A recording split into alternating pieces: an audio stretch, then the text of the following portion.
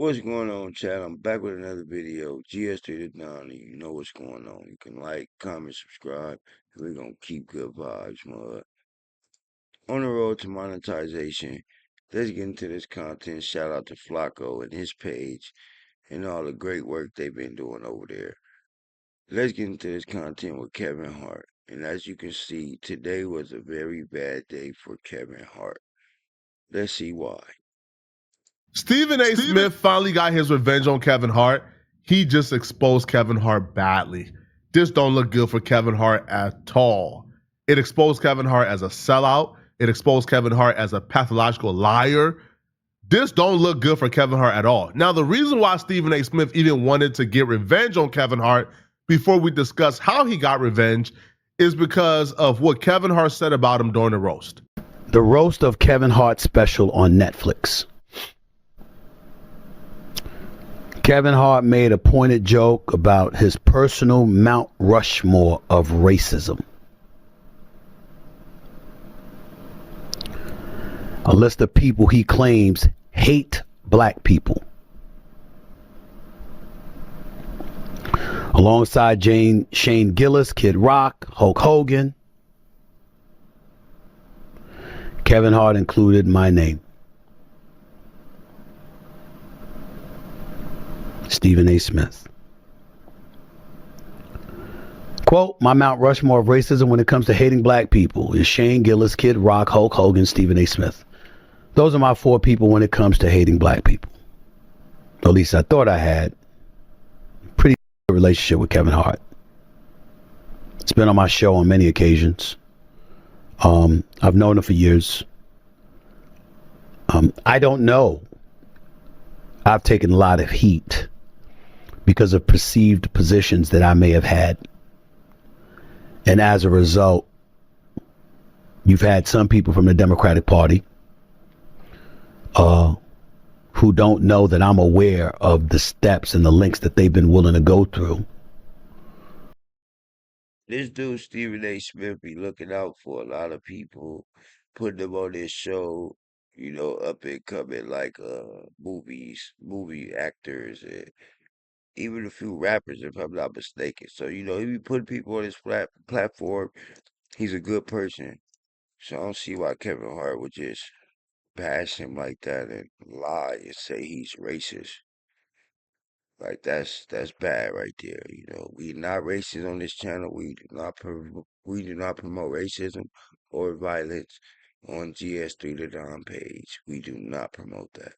On the road to 5,000 subscribers. Let's go. To silence me, even though I'm somebody that has religiously voted Democrat and I support most Democratic views.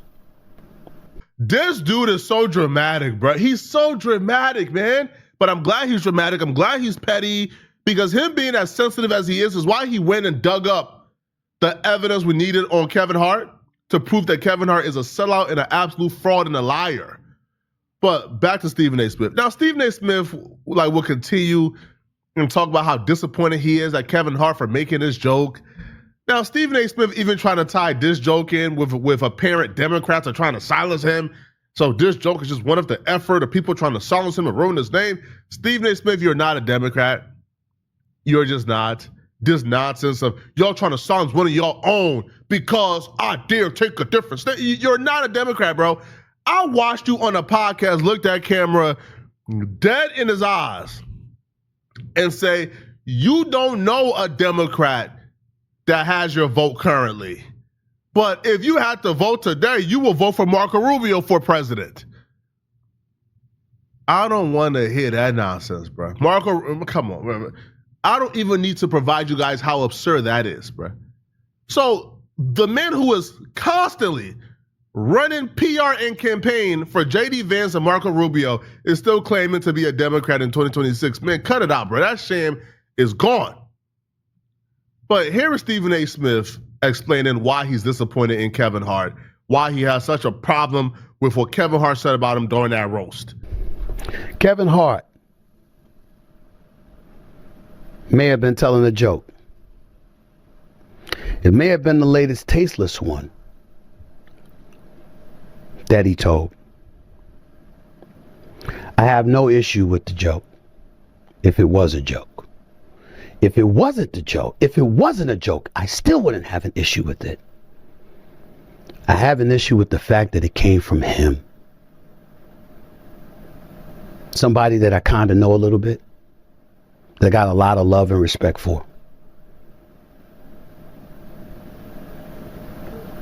And at a time in my life, knowing I've spent my life fighting on behalf of my community, that people try to continue this narrative about me that I know is false, but that nevertheless still hurts to hear out of the mouth of anyone who knows me.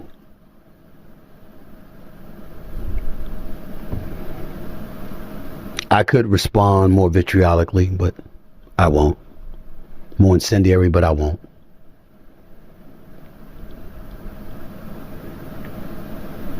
Because Kevin Hart has never once in his lifetime did anything to me that deserves that.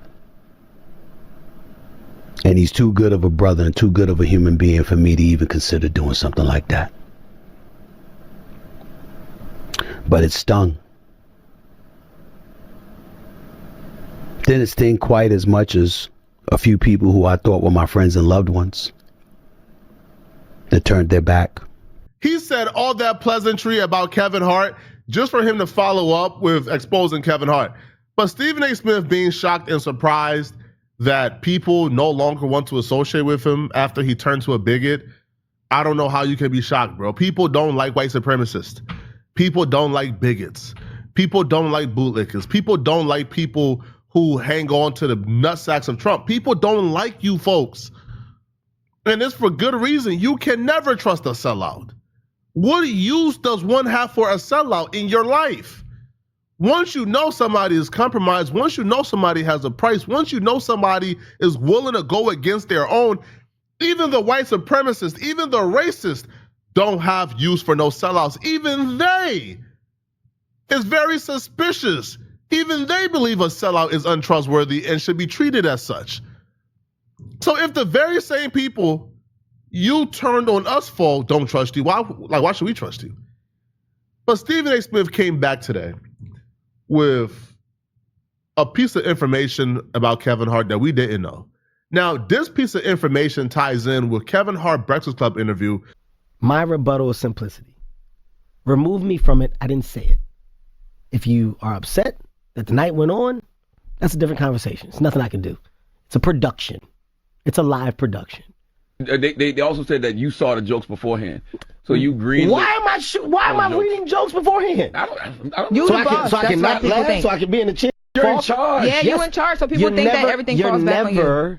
You're never guarding. Like you're not acting as a know all and do all at the top. Comedians, I need to see everything y'all doing before y'all. That's not what comics do. No comics operate like that. Mm-hmm. So from Pete to Naeem to Big J to Cheryl to Chelsea, Jeff Ross. Kevin Hart's response to people saying, hey man, why did you allow these people to make the tasteless George Floyd joke? Why didn't you do more? Why didn't you step in? Why didn't you do more to make sure that George Floyd legacy isn't disrespected for cheap laughs? Kevin Hart says, man, it was a live production. There's nothing I could have done. I didn't see the jokes beforehand. It was a live production. Once he said it, he said it. There's nothing I could have done about it. Well, we now know that's a lie and that's not true. And we know that, well, thanks to Stephen A. Smith. Because Stephen A. Smith will drop an absolute bomb on Kevin Hart. Stephen A. Smith will drop a bomb where he says, no, Kevin Hart had all the power. Like, Kevin Hart, right, approved for 18 jokes to be removed from the Netflix comedy special. So Kevin Hart approved that 18 jokes get removed, but Kevin Hart did nothing about George Floyd being disrespected, and then came on the Breakfast Club and disrespected us in our faces by telling us there's nothing he could have done. For me, my thinking stopped at the 18 removed jokes. See, I'm an executive producer.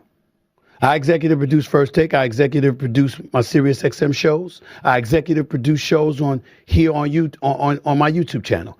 I'm not watching every little thing because I have producers who work under me. And sometimes when stuff is happening in real time, you know what? I'm not there to catch it. I trust that they will. But if I'm watching something, I certainly have the power to make sure that it's edited out. I can tell you that much. And if Kevin Hart, as the executive producer, had the power to edit stuff out, which he did, and you left those jokes in, but you took out the Melania Trump joke, we got a problem. I don't know whether that's true or not. I'm taking D.L. Hughley at his word because I didn't watch the whole episode. But I'm taking D.L. Hughley at his word, and he would know. This is his lane.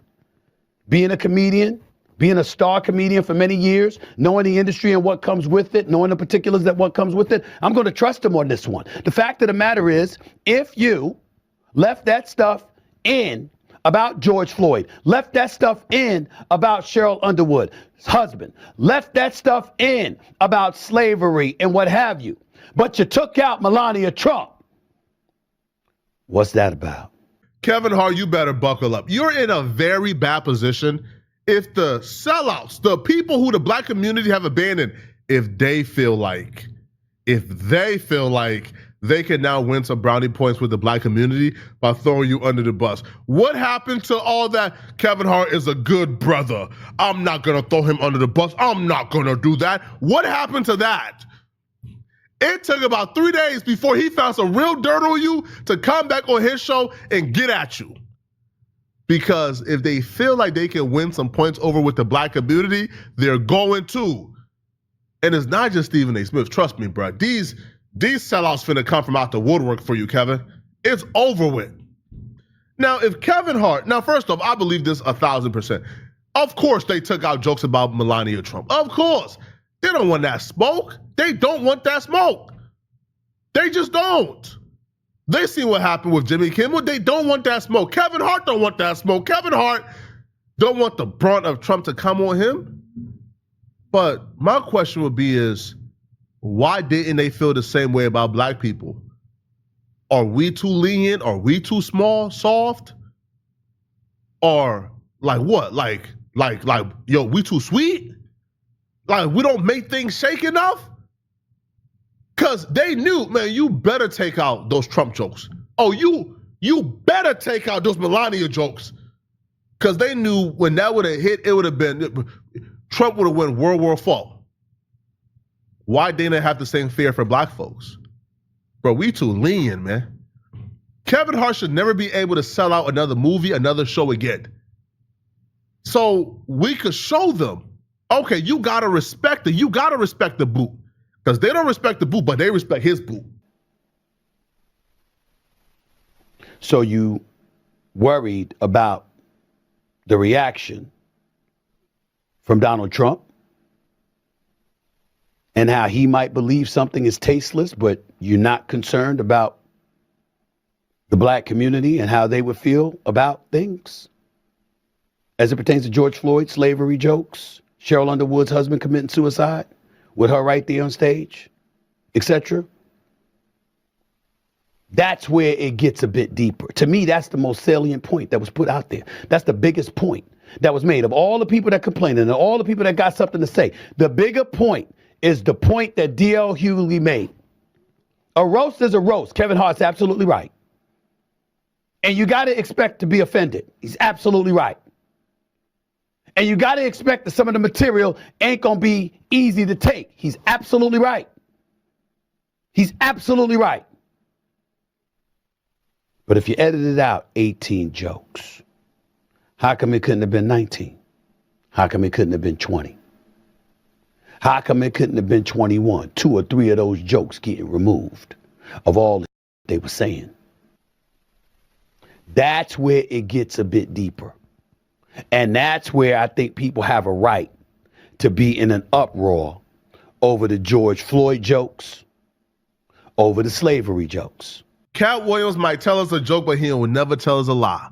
Go back and hear what he had to say about Kevin Hart, and you tell me if what Cat Williams had to say about Kevin Hart during that Shannon Sharpe interview, was that a lie? Do this situation not prove it? Do the situation not prove what Kevin Hart is willing to do to be in proximity to the power players, to the power brokers, to whiteness? Does this not prove what Kevin Hart is willing to accept, what Kevin Hart is willing to sell out for? This man had every opportunity to protect black people, to be a strong black voice in the room. Kevin Hart was the most famous person in that room in terms of the comedians. Kevin Hart was the most powerful voice in that room. But Kevin Hart belittled himself, diminished his voice to make the white supremacist feel comfortable. Tony Hinchcliffe is a white supremacist. Let's just be clear here. Like 1,000%, no joke. He's a white supremacist. We've seen enough. But he diminished his own voice to make the white supremacists feel comfortable. Man, Kevin Hart should be, this is just shameful. Y'all let me know in the comment section, what do you guys think about this, man? Do y'all believe that Kevin Hart, did anything wrong? Let me know, okay? If you're still watching this video and you want to watch another good video, click on this video right here somewhere on my screen to find out how this No Jumper host just got confirmed by the police. Listen, man, he's doing life, bro. Right, this police document just confirmed this No Jumper host is probably never going to see daylight again. I'm going to see you guys in this No Jumper host video right here somewhere on my screen. All right, Chad, we're going to go on and conclude that there. And my boy Aunt Hefe voice. Free young Aunt Hefe, don't care about nothing but the check say. GS3 to Dawn. You can like, comment, subscribe. And we're going to keep good vibes. And at the end of the day, if they got in here, mud.